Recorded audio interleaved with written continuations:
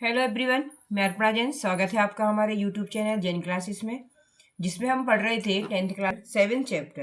है ना, 7th है शायद, किसी में 8th है, किसी में 7th है। विचित्र साक्षी। ठीक है, इसमें क्या बता रहे थे विचित्र साक्षी में? एक किसान या कोई गरीब व्यक्ति था, उसने बहुत मेहनत करके अपने पैसों को जोड़ा और अपनी बच्ची का दाखिला कहाँ करा दिया? महाविद्यालय में। ठीक है, और वो जाके कहाँ रहने लगा? उसको हॉस्टल में दाखिला दिला दिया। एक दिन वो सुनता है कि बच्चा क्या है, बीमार है, और उसकी इच्छा होती है कि वो उसको देखने चला जाए, है ना। मगर पैसे की कमी के कारण वो क्या करता है? पैदल जाता है। बस से ना जाके वो सोचता है कि पैदल चले जाए, क्योंकि बस के पास इतने पैसे नहीं थे, है ना। तो वो क्या करता है? पैदल जाता जाता उसको क्या हो जाती है? शाम हो जाती है, और उसको लगा कि अंधेरे में ज़्यादा आगे तक जाना शुभ नहीं होगा, अच्छा नहीं माना जाएगा, है ना। तो वो किसी अच्छे व्यक्ति के यहाँ, उसने किसी मतलब गृहस्थ के यहाँ क्या ले लेता है? वो शरण ले लेता है ना, एक थोड़ी देर के लिए रुकने के लिए, ताकि जब तक सुबह हो जाए, और वो कोई दयावान मालिक रहता है घर का, वो उसको वहां पर सोने के लिए जगह दे देता है। ठीक है, जैसे ही वो सोता है, उसको किसकी आवाज आती है? पैरों की आवाज। पैरों की आवाज से वो जाग जाता है, और वो सामने क्या देखता है? कि कोई चोर आया है, और वो चोर को पकड़ लेता है और उसके पीछे पीछे भाग के उसको पकड़ लेता है। मगर घटना क्या घट जाती है कि वो चोर इस पे आरोप लगा देता है। किस पर? उस गरीब व्यक्ति पर। और उसको कहाँ डाल देता है? जेल में डाल देता है। ये सारा मुकदमा अब किसके पास जाता है? न्यायाधीश के पास। अब न्यायाधीश क्या करते हैं? अब ये आगे बताया जाएगा, इस पूरी कहानी का जो सार है वो यहाँ नीचे बताया जा रहा है कि आगे अगले दिन वो क्या करती है। जब वो न्यायालय में जाके उस आरोपी, मतलब उस किसान को या गरीब व्यक्ति को, जबकि सही में आरोप कौन था? आरोपी कौन था? वही सिपाही था जो कि वहां का चौकीदार था। ठीक है, इसके आगे हम देखते हैं इसमें क्या बता रहे हैं, पढ़ते हैं आगे क्या है। चलिए, तो कह रहे हैं अग्रिम दिने सा आरक्षी चौराभ्योगे तम न्यायालयम नीतवान। अग्रिम दिने मतलब अगले दिन, वह आरोपी, आरक्षी मतलब क्या होता है? सिपाही, है ना, जो कि क्या था? सही में चोर था। उसने आरोप किस पे लगा दिया था? उस अभियुक्त। अभियुक्त मतलब उस गरीब आदमी पर। तो सही में आरोपी कौन था? सिपाही। सिपाही क्या होता है? आरक्षी। तो क्या करता है? अगले दिन वह आरोपी या वह सिपाही चोर अभियोगे, मतलब चोरी के आरोप में, चौर्य अभियोगी, इसको हम संधि विच्छेद कर देंगे तो क्या हो जाएगा? चौर्य अभियोगी, मतलब चोरी के आरोप में तम न्यायालयम नीतवान, उसको न्यायालय लेके जाता है। ठीक है, नी धातु मतलब होता है ले, नी में क्या लगा है? प्रत्यय लगा दिए, तो हो गया नीतवान, मतलब लेकर जाता। कहाँ लेकर जाता है अगले दिन उस आरोपी को? न्यायालय में। ठीक है, कोर्ट में लेके जाता है। न्यायाधीश हो बंकिम चंद्र। अब वहां के न्यायाधीश कौन है? बंकिम चंद्र। ठीक है, तो कह रहे हैं न्यायाधीश बंकिम चंद्र उभाभ्याम पृथक पृथक विवरणम श्रुतवान। उभाभ्याम मतलब उन दोनों का। किनका? उस सिपाही का और जिसने उसको पकड़ के रखा है, उस गरीब व्यक्ति का, दोनों का। उभाभ्याम दोनों का अलग अलग विवरण सुनती है। ठीक है, दोनों ने अपना अपना पक्ष दोनों ने रखा। न्यायालय में तो यही होता है ना कि अपना अपना पक्ष रखो भाई। तो कह रहे हैं कि दोनों ने अपनी अपनी बात सुनाई न्यायालय में जाके। किसको? न्यायाधीश को। न्यायाधीश कौन है? बंकिम चंद्र चटर्जी। तो उन्होंने क्या किया? पृथक पृथक मतलब अलग अलग दोनों का विवरण सुना, दोनों की कहानी सुनी उनने। शर्वम व्रतम अवगत्य स तम निर्दोषम अमन्यत आरिक्षरम च दोषभाजनम।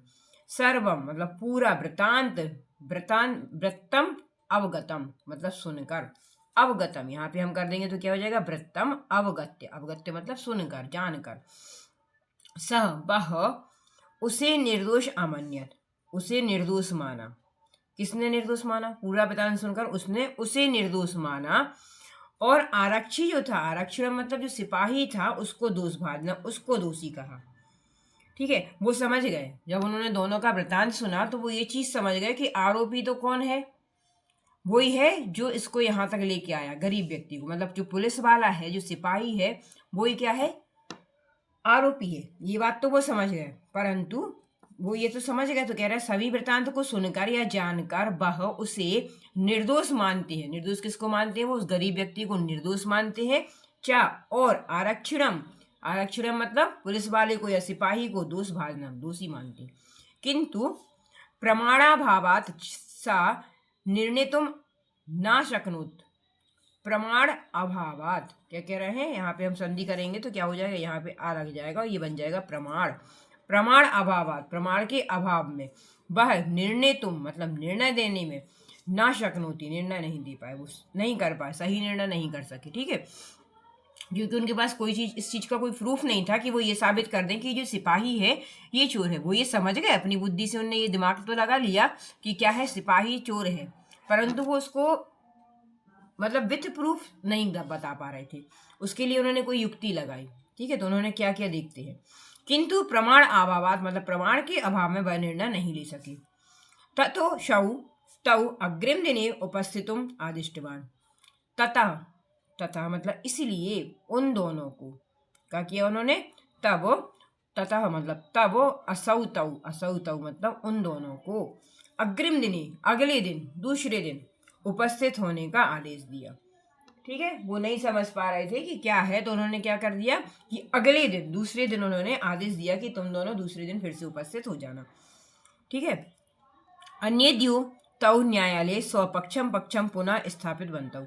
अब क्या किया, अगले दिन जब वो दोनों आए तब उन दोनों ने क्या किया, दूसरे दिन, अन्य मतलब अन्य दिने, दूसरे दिन, तव मतलब उन दोनों ने न्यायालय में अपने अपने पक्ष को पुनः स्थापित बनता मतलब फिर से रखा, अपनी अपनी बात उन्होंने फिर से सुनाई उसको। ठीक है, तो क्या कह रहे हैं कि जैसे ही उन्हें आदेश दिया वो समझ गए कि जो न्यायाधीश थे वो ये तो समझ गए कि इसमें जो ये सिपाही है वो झूठ बोल रहा है ना, और जो गरीब व्यक्ति है वो निर्दोष है। तो उसने क्या, उन्होंने क्या किया कि ठीक है, उसने तुरंत निर्णय नहीं लिया, उन्होंने क्या किया कि अगले दिन फिर से उपस्थित होना। और जब वो दोनों अगले दिन फिर से उपस्थित हुए तो उन्होंने फिर से अपना पक्ष सुनाया। स्व पक्षम अपने अपने स्व मतलब अपनी अपनी पक्ष को पुनः फिर से स्थापित बनते, फिर से रखा, फिर से बताया।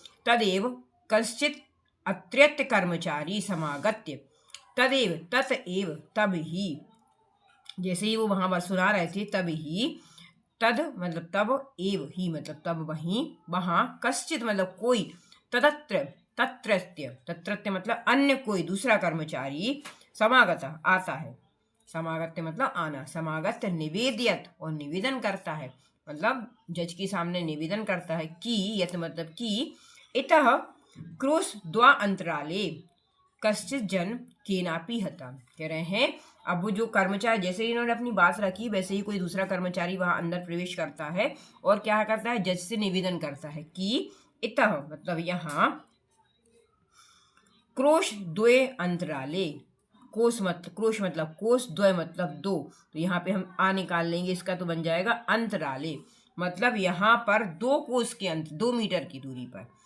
कश्चित जन कोई व्यक्ति, केनापि हता किसी के द्वारा मारा गया है ना, कोई व्यक्ति किसी के द्वारा क्या हो गया, मारा, हता मतलब मारा गया, केन अपि, केन अपि मतलब किसी के द्वारा, दूसरे के द्वारा कोई व्यक्ति यहाँ पर मारा गया है। तस्य मृतम शरीरम उसका मृत शरीर, राजमार्गम निक्षा वर्तते, राजमार्ग के निकस, निक्षा मतलब होता पास में है, पास में उसका मृत शरीर डला हुआ है। आदिश्यताम किम करणीयमिति, आदेश दीजिए कि क्या करें। वो किससे पूछ रहा है, न्यायाधीश से पूछ रहा है, जज से कह रहा है कि यहीं पर 2 कुछ दूरी पर कोई व्यक्ति मरा पड़ा है, किसी के द्वारा वो मारा गया, मतलब किसी ने उसको मार दिया है।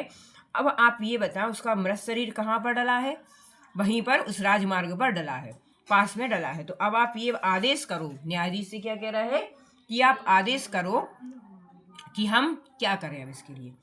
तो न्यायाधीशा आरक्षणितुम अभियुक्तम चा तब शवम न्यायालये आने तुम आदिष्टवान। अब क्या कह रहे हैं, न्यायाधीश ने आरक्षणम मतलब सिपाही और अभियुक्त मतलब आरोपी जो है, तो सिपाही और आरोपी दोनों के लिए, तब मतलब उसका सब मतलब मर जाते ना तो जासूस उसका सब बोला जाता है, तो सबको न्यायालय में आने तुम आदिष्टवान मतलब लाने का आदेश दिया। अब क्या कहा न्यायाधीश ने कि अब जब वो शव डला है तो उसके लिए क्या करना पड़ेगा, लेने तो जाना पड़ेगा। तो उसने किसको भेज दिया, सीधे सीधे उन दोनों को भेज दिया, सिपाही को भी और उस आरोपी को भी। ठीक है, तो वो कह रहे हैं कि अब तुम लोग जाओ और उसको वहां से लेकर आओ।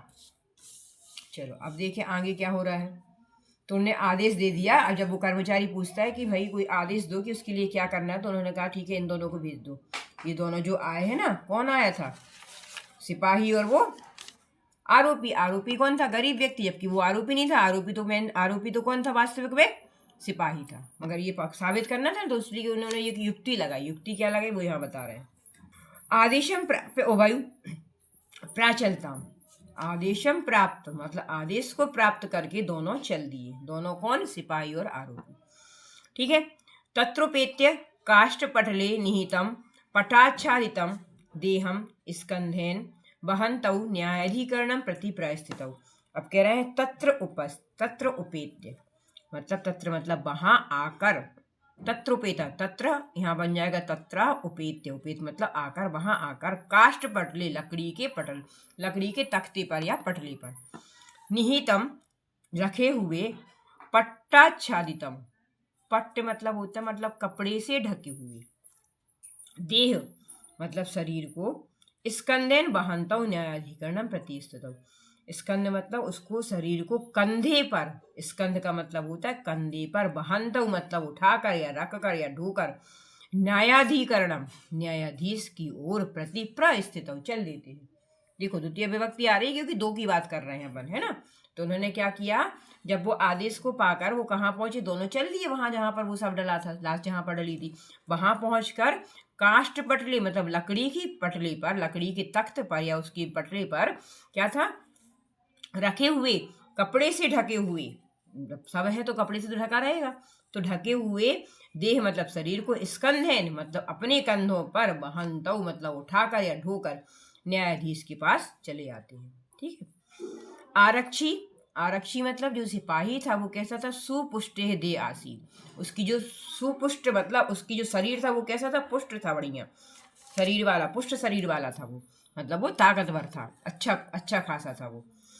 अभियुक्तस्य अतीव कृशकाय, और यहाँ पे निकालेंगे तो अभियुक्ता विसर्ग लग जाएगा और चा निकल आएगा, तो कह रहे हैं और अभियुक्त मतलब जो वहां पर आरोपी जो वो था वो कैसा था, अतीब मतलब अत्यंत कृशकाय, कृशकाय कृश मतलब कमजोर काया वाला, काय मतलब शरीर वाला, तो वो कैसा था, कमजोर शरीर वाला था।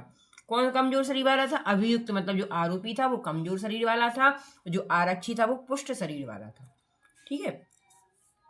भारवतः सवश्य स्कंधेन बहनम तत्कृति दुष्करम आशीत, भारवतः मतलब भार को ढोना, उसके लिए उस भार को उठाना, सबको सबकी भाव को शरीर अपने उस पे उठाना, किस पे, कंधे पर उठाना, किसके लिए, बहना मतलब उठाना, तत्कृति उसके लिए, दुष्करम आशीत मतलब कठिन था, मतलब जो आरोपी जो था वो जो गरीब व्यक्ति था वो कैसा था, दुर्बल था, तो उसको सबको अपने कंधे पर उठाने में प्रॉब्लम हो रही थी, तो वो उसके लिए उठाना बड़ा कठिन था, है ना।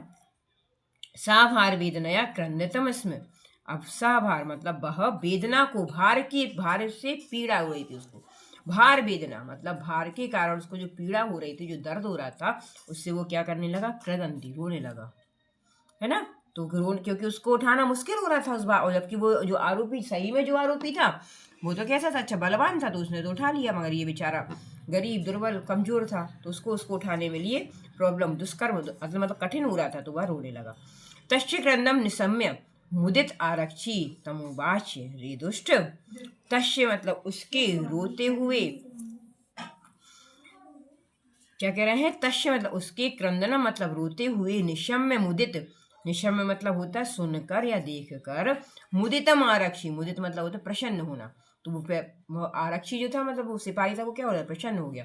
तमुवाच्य उससे कहता है, रे दुष्ट हे दुष्ट, तस्मिन् दिने त्वा अहम, तस्मिन् दिने मतलब उस दिन, त्वया, त्वया मतलब तुम्हारे, अहम मतलब मैं, तुम्हारे कारण में, उस दिन तुम्हारे द्वारा या तुम्हारे कारण में, चोरी ताया मंजूषा ग्रहणात बारिता, मतलब चोरी की गई पेटी को उठाने में, ग्रहण करने में मुझे तुमने क्या कर दिया, बारित मारे रोक दिया, रोका गया मैं तुम्हारे द्वारा, अगर तुम नहीं रोकते तो वो चोरी तो हमने कर ही ली थी, हम तो पकड़े नहीं जाते, है ना, कोई उस पर आरोप भी नहीं लगाता, क्योंकि वो तो खुद ही सिपाही है, खुद ही पुलिस वाला, तो कौन कहता कि तुमने चोरी की है।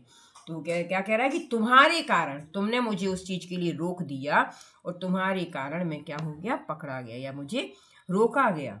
अरे दुष्ट, उस दिन तुम्हारे द्वारा मैं चोरी की पेटी को ग्रहण करने, मंजूषात ग्रहणात ग्रहण करने में क्या हो गया, रोका गया। इदानीम इसलिए, इस समय, निज कृतस्य फलम भुंजे, इसीलिए अब तुम उस फल को, निज मतलब अपने किए हुए कर्म को, फल को भोगो। क्या कह रहा है, अपने किए फल को भोगो अब तुम, क्योंकि तुमने मुझे उस दिन चोरी नहीं करनी दी, मुझे रोक दिया, तो अब तुम इस चीज को भोगो। अस्मिन् चोराभियोगे त्वं वर्षत्रयस्य कारादंडम लप्स्यते। क्या कह रहा है? अस्मिन, इसी के लिए, इसके लिए, इस चोरी के लिए, चोराभियोग मतलब चोर के आरोप के लिए, त्वं मुझे तुम्हें, वर्ष त्रयस्य 3 वर्ष की, कारादंडम मतलब कारावास, लपस्यसी मतलब मिलेगा। अब तुम्हें क्या होगा? तुमने मुझे उस दिन चोरी नहीं करनी दी, उसके लिए अब तुमने, ठीक है, तुम पकड़े गए हो, अब तुम इसके लिए फल भी भोगो। उस फल के रूप में तुम्हें क्या मिलेगा? अब कम से कम 3 दंड का कारावास मिलेगा, 3 वर्ष का मिलेगा। ठीक है। इति वोच्च उच्च आहस, ऐसा बोल के वो जोर से हंसता है। तथा कथंचित उभौ सब मानिए एकस्मिन चत्वरे स्थाप्यवन्तौ। अब कह रहे हैं जैसे तैसे, जब वो नहीं, जैसे तैसे दोनों क्या हो गए? उभौ मतलब दोनों, सब मानिए मतलब सबको लेकर, एकस्मिन एक, चत्वरे, चत्वरे मतलब चौराहे पर, उसको जाके रुक गए, चौराहे पर रुक गया वो एक दिन। ठीक है, समझ में आया क्या कह रहा है? कि सबको जैसे तैसे ले आया, भले वो कमजोर था मगर लाना तो था ही उसके लिए, तो वो जैसे तैसे उसको लेके आ जाता है और एक उस पे चौराहे पर रुक जाते हैं दोनों। चलो इसको हिंदी देख लेते एक बार। आदेश प्राप्त करते दोनों चल दिए। वहां आकर लकड़ी के तख्त पर रखे हुए कपड़े से ढके हुए शरीर को कंधे पर ढोते हुए न्यायाधीश की ओर चल दिए। सिपाही पुष्ट शरीर वाला था और आरोपी अत्यंत दुर्बल शरीर वाला। भारी सबको कंधे पर ढोना उसके लिए कठिन था। वह भार की पीड़ा से रोने लगा। उसके रोने को सुनकर प्रसन्न हुए सिपाही ने उससे कहा, अरे दुष्ट, उस दिन तुम्हारे द्वारा मैं चोरी की पेटी को ग्रहण करने से रोका गया, मतलब मैं उसको नहीं ले आ पाया, है ना, मैंने चोरी तो की मगर फिर भी तुमने मुझे रोक लिया। इस समय अपने किए का फल भोगो, इसीलिए तुम फल भोग रहे हो, अब तुम अपने किए का फल भोगो। इस चोरी के आरोप में तुम्हें 3 वर्ष का कारावास मिलेगा। कितने वर्ष का? कम से कम 3 वर्ष का, मतलब 3 साल तक तुम्हें जेल में रहना पड़ेगा इसके लिए। ऐसा कहकर जोर से हंसा, और जोर से हंसता है। जैसे तैसे क्या होते हैं, दोनों सबको लेकर एक चौराहे पर रुक गए। ठीक है, अब वहां तक वो पहुंच गए। अब देखो क्या होता है आगे। कह रहे हैं न्यायाधीशेन पुनस्ततौ घटनाया विषय वक्तुम आदिष्टौ। अब कह रहे हैं न्यायाधीश ने पुनः ततौ फिर से घटनायाम घटना के विषय में बोलने का आदेश दिया। वक्तुम आदिष्टौ, वक्तुम मतलब बोलने का आदेश दिया। फिर से न्यायाधीश ने कहा, चलो अब तुम लोग आ गए हो तो अपनी बात को फिर से रखो। ठीक है, तो कह रहे हैं न्यायाधीशन पुनः स्तौ, पुनः स्तौ हो जाएगा, शब्द क्या बनेगा? पुनः धन तौ। पुनः मतलब फिर से, घटनायाम घटना के बारे में, विषय में, वक्तुम आदिष्टौ, वक्तुम मतलब बोलने का आदेश दिया। वक्तिम आदिष्टौ फिर से कहा कि बोलो इसके लिए।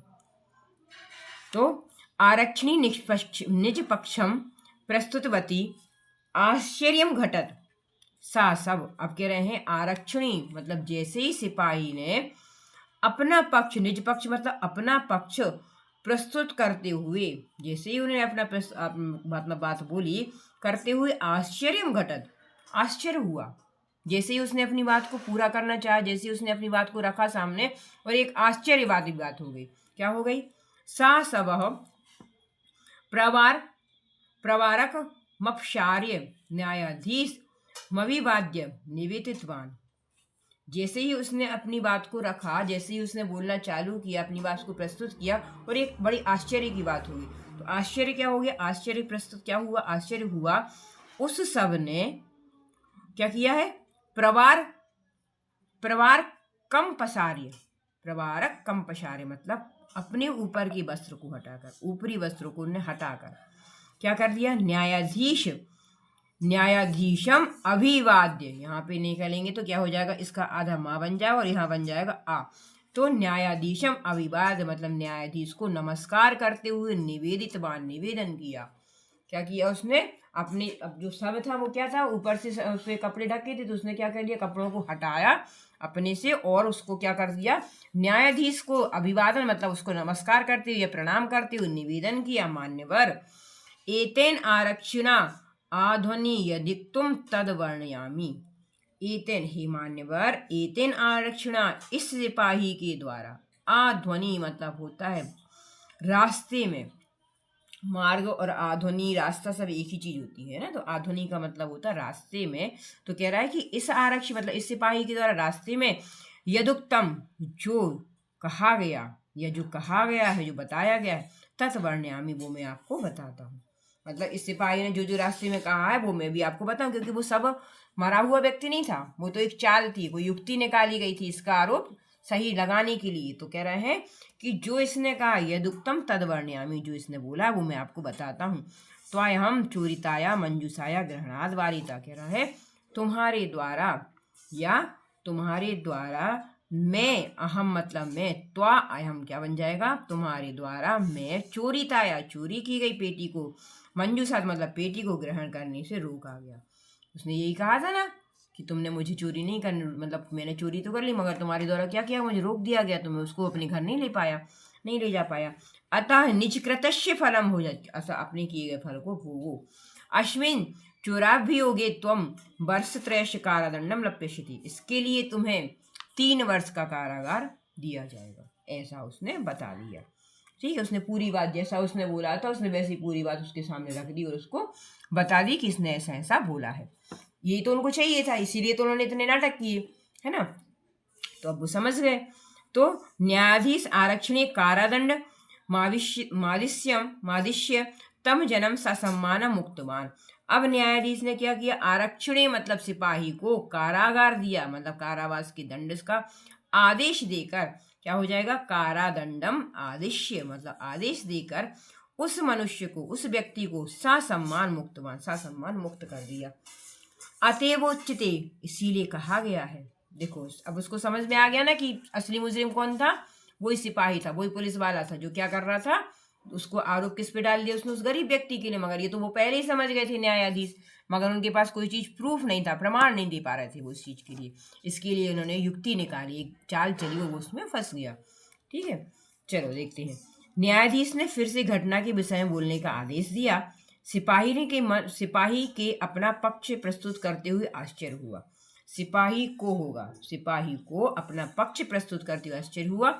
उस सब ने ऊपरी वस्त्र हटाकर न्यायाधीश को प्रणाम करके निवेदन किया, हे मान्यवर, इस सिपाही के द्वारा रास्ते में जो कहा गया वह बताता हूँ। अब उसने कहा ना कि जो इसने कहा वो मैं आपको बता रहा हूँ।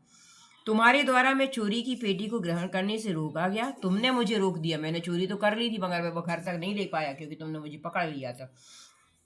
अतः अपने कर्म का फल भोगो, अतः तुमने जो मेरे साथ गलत किया है उसका फल अब तुमको भोगना पड़ेगा।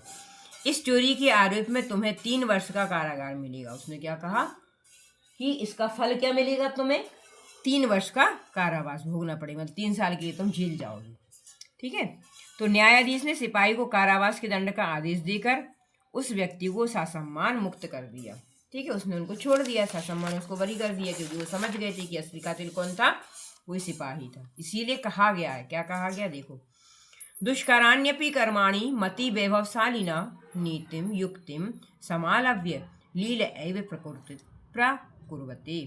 क्या कह रहा है, दुष्कर्माणि मतलब गलत काम को करने के, कर्माणि मतलब करने वाले या करता है जो गलत काम को करता है, कठिन काम भी, दुष्कराण्यपि दुष् मतलब होता है कठिन भी, कर्माणि मतलब कठिन काम भी, मति वैभवशालिना, मति मतलब बुद्धि, वैभव मतलब पैसे से, तो क्या हो जाता है, कठिन काम भी पैसे और बुद्धि से, नीति युक्तम समालभ्य, नीति युक्त मतलब नीति और युक्त का, समालभ्य मतलब आश्रय लेके, लील एव प्रकुर्वते उसको आसानी से किया जा सकता है, आसान कर देता है। कौन आसान कर देता है, बुद्धि और पैसा। अगर बुद्धि और पैसे से कोई काम किया जाए और वो कितना भी कठिन क्यों ना हो, उसको क्या कर सकते हैं हम, युक्ति से, नीति और युक्ति का आश्रय लेके उसको सरल कर सकते हैं, आसानी से उस काम को किया जा सकता है, जैसा कि इन्होंने किया।